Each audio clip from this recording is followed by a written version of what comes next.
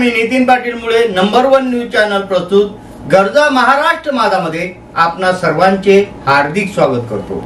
बघूया आजच्या ठळक बातम्या। लाडक्या बहिणींच्या जिल्हाधिकारी कार्यालयावर बेधडक मोर्चा, घोषणाबाजीने परिसर हादरला।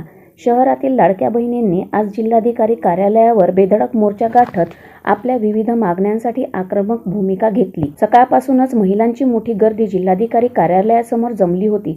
महागाई, प्रलंबित लाभ योजनांची अंमलबजावणी आणि महिलांच्या न्याय हक्कासाठी ठोस निर्णय घेण्याची मागणी करत बहिणींनी जोरदार घोषणाबाजी केली। आमच्या मागण्या मान्य करा, न्याय द्या अशा घोषणांनी जिल्हाधिकारी कार्यालयाचा परिसर काही काळ हादरून गेला। मोर्चा दरम्यान महिलांनी शिस्तबद्धपणा ठाम पवित्र घेत प्रशासनाचे लक्ष वेधले। आंदोलनकर्त्यांच्या शिष्टमंडळाचे जिल्हा प्रशासनाला निवेदन देत तातडीने निर्णय घेण्याची मागणी केली। मागण्यांकडे दुर्लक्ष झाल्यास आंदोलन तीव्र करण्याचा इशाराही यावेळी देण्यात आला। मोर्चामुळे काही काळ जिल्हाधिकारी कार्यालय परिसरात तणावपूर्ण वातावरण निर्माण झाले होते। प्रशासनाने मागण्यांवर सकारात्मक विचार करण्याचे आश्वासन दिल्यानंतर आंदोलन शांतपणे मागे घेण्यात आले। लाडक्या बहिणींच्या या बेधडक मोर्चामुळे प्रशासनावर दबाव वाढला असून पुढील निर्णयांकडे सर्वांचे लक्ष लागले आहे। लाडक्या बहिणींना मानधन मिळालंच पाहिजे, लाडक्या बहिणींना मानधन मिळालंच पाहिजे, लाडक्या बहिणींना मानधन मिळालंच पाहिजे, लाडक्या बहिणींचा लाडक्या बहिणींचा आमच्या लाडक्या बहिणींचा आमच्या लाडक्या बहिणींचा लाडक्या बहिणींना मानधन मिळालंच पाहिजे। महिला व बाल कल्याण विभागाने ऑफिसवर आपला आंदोलन महिला व बाल कल्याणच्या माध्यमातून इथं आज संपूर्ण अमरावती जिल्ह्याच्या महिला इथं धडकलेल्या आहेत। मोठ्या गाजावाजानं सुरू केलेली भाजपाने जी योजना चालू केली होती लाडकी बहीण योजना, त्या लाडक्या बहिणी योजना मध्यंतरी बरेच काही उतार चढाव आले होते। लाडकी बहीण योजना ही बंद होणार नाही, कोणत्याही लाडक्या बहिणीला लाभ होणार होता तो कमी होणार नाही अशी वारंवार ग्वाही देण्यात आली होती। आणि आज मात्र हजारो महिला आपण या कार्यालयात बघताय की ह्या फक्त एका तालुक्यापुरता किंवा एका जिल्ह्यापुरत्या मर्यादित नाही, पूर्ण अमरावती जिल्ह्यातील महिला या ठिकाणी आलेल्या आहेत। आणि आपल्या लाडक्या बहिणीच्या माध्यमातून आपल्याला लाभ मिळत नाही या संदर्भात काही तक्रारी घेण्यात आल्या होत्या, परंतु या तक्रारी घेताना इथे कोणतेही अधिकारी नव्हते। कारण असं सांगण्यात आलेलं आहे की इथे क्रीडा महोत्सव सुरू आहे आणि सर्व अधिकारी त्या क्रीडा महोत्सवामध्ये गुंग आहेत। आणि या महिला मात्र इथे त्या नाटकाला त्यांची वाट पाहतात, त्यांना जायचं कुठं, कंप्लेंट तक्रार करायची कुठे हे पण यांना सहजासहजी समजत नव्हतं। सर्वप्रथम हे जिल्हाधिकारी कार्यालयात आले आणि जिल्हाधिकारी कार्यालयाच्या माध्यमातून समजण्यात आलं की हे प्रकरण महिला व बाल कल्याणकडे आहे आणि आता त्या इथे आलेले आहे। परंतु इथे कोणतेही अधिकारी नसल्यामुळं नेमकं झालं काय, नेमकं केवायसी योग्य होती की अयोग्य होती, यांना बेनिफिट का मिळाला नाही हे संपूर्ण प्रश्न आपण जर बघितलं तर ह्या महिला बऱ्याच महिला ह्या रोजगार करणाऱ्या आहेत, रोजंदारीवर जाणाऱ्या आहेत आणि आपली रोजंदारी करून आज अमरावती सारख्या शहरामध्ये त्या आलेल्या आहेत। आपण बघूया कुठून आल्या त्या महिला आणि काय म्हणणं आहे त्यांच्यासोबत आपण चर्चा करूया। कुठून आल्या अमरावती, कशासाठी आलाय?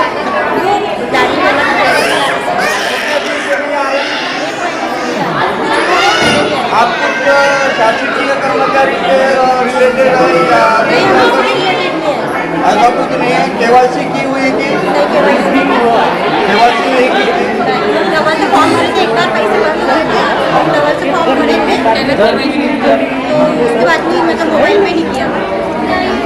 अभी आपण बघताय अमरावतीमधून आहे, काही ग्रामीण भागाच्या सुद्धा महिला आहेत, तर आपण इथे बघू शकता लाडक्या बहीण योजनेच्या माध्यमातून इथे रांग पण लागलेली आहे। ते आपले केवायसी झाली की नाही हे सुद्धा चेक करणार आहे।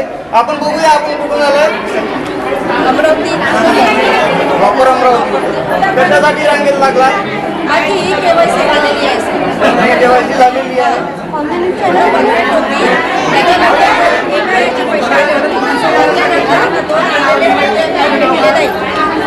त्याच्यावरच आम्हाला विचारायचं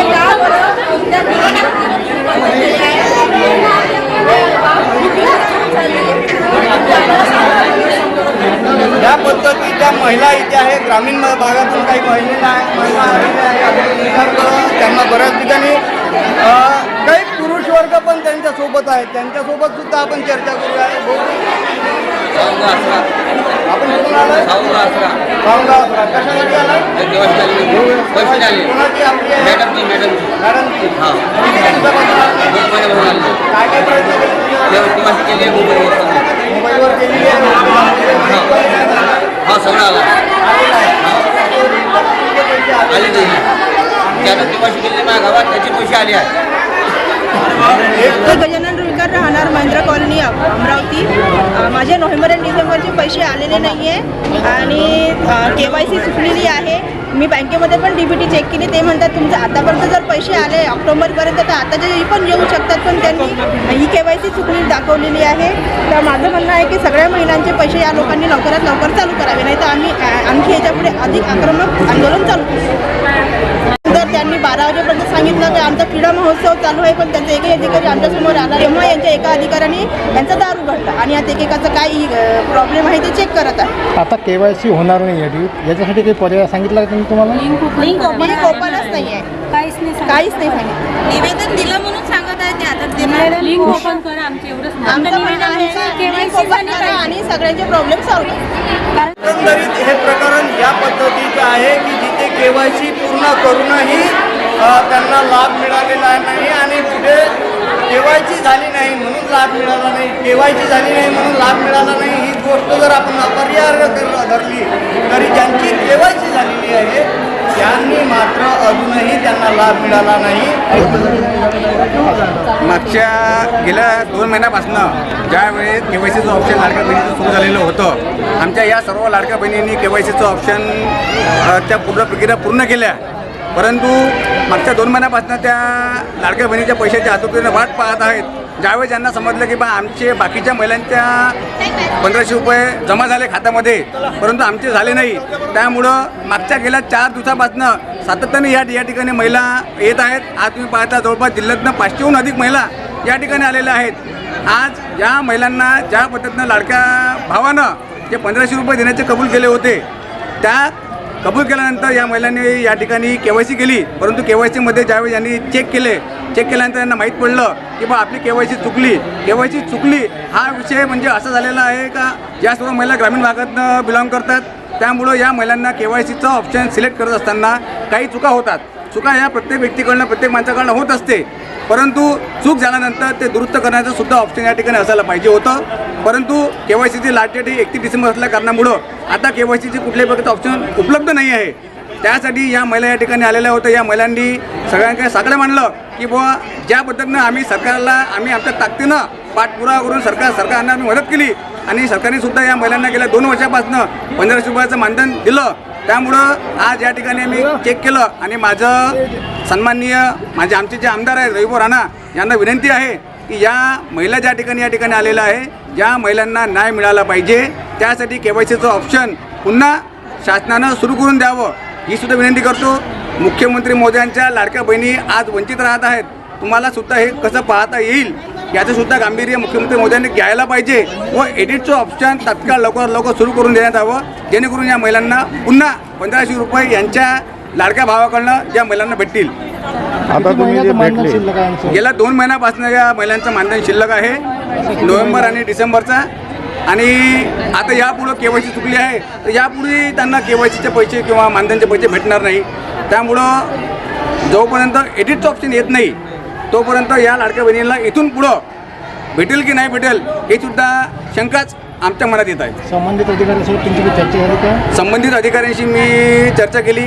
आज या ठिकाणी ज्यावेळेस महिला सकाळला या ठिकाणी आल्या होत्या, परंतु या ठिकाणी कुठलाही अधिकारी या ठिकाणी उपलब्ध नव्हता.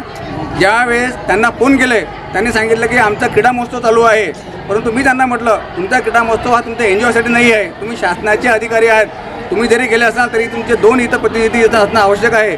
त्यामुळे मी भडांगे साहेबांना कॉल केला, जे CEO आहेत महिला बालकल्याणचे, त्यांनी तत्काळ आपल्या 2 कर्मचाऱ्यांना या ठिकाणी पाठवलं आणि या ठिकाणी पाठवल्यानंतर आता 1 बाय 1 प्रत्येकांची KYCच्या बद्दल अपडेट चेक करणे सुरू आहे. समोरचा पवित्र काय आहे आपला? आता या ठिकाणी जर महिलांचा जर एडिट ऑप्शन सुरू झालं नाही तर आपण ताकदीनं एक तर कलेक्टर ऑफिसवरती मोर्चा काढू किंवा मग ज्या ठिकाणी शासन या ठिकाणी योजना चालवते त्या ठिकाणी आम्ही मोर्चा काढू.